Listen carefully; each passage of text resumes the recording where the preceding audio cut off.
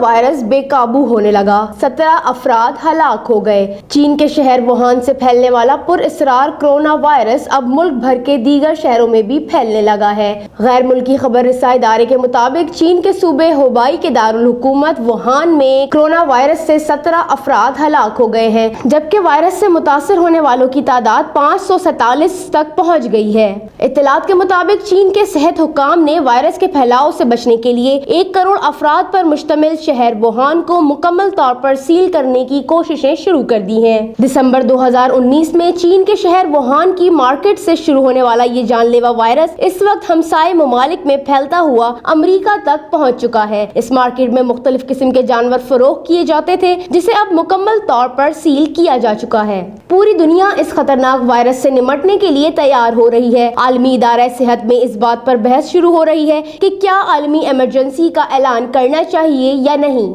Corona virus کو سارس virus کا cousin بھی کہا جاتا ہے، کیونکہ ان دونوں میں کئی خصوصیات مشترک ہیں۔ چینی سائنسدانوں کا خیال ہے کہ اس کا آغاز جانوروں سے ہوا اور بعد میں یہ انسانوں میں بھی منتقل ہو گیا۔ کورونا وائرس سے متاثرہ افراد میں آغاز میں زکام جیسی علامات ظاہر ہوتی ہیں، کھانسی، گلے کی تکلیف، عموماً سر درد اور بعض اوقات بخار بھی شروع ہو جاتا ہے۔ ایسے افراد جن کے جسم کا مدافعتی نظام کمزور ہوتا ہے، ان کے لیے نمونیا یا برونکائٹس میں مبتلا ہونے کا امکان ہوتا ہے۔ سائنسدانوں کا خیال ہے کہ یہ خاص قسم کی بلیوں سے انسانوں میں پھیلا ہے۔ کورونا وائرس کے ایک فرد سے دوسرے فرد میں منتقلی کے کئی راستے ہیں، جن میں کھانسی، چھینک، ہاتھ ملانا شامل ہے۔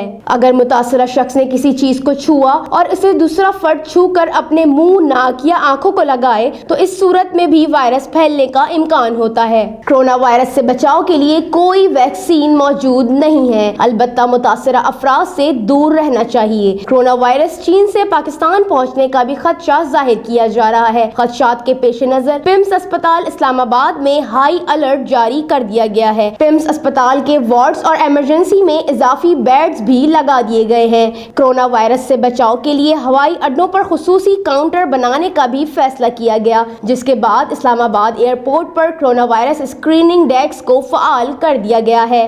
چین سے آنے والے 600 سے زائد مسافروں کی اسکریننگ کی گئی۔ لاہور ایئرپورٹ پر بھی وائرس سے بچاؤ کے لیے اسکریننگ کاؤنٹرز قائم کر دیے گئے ہیں۔ Sadia Shoaib, DNN news, Karachi.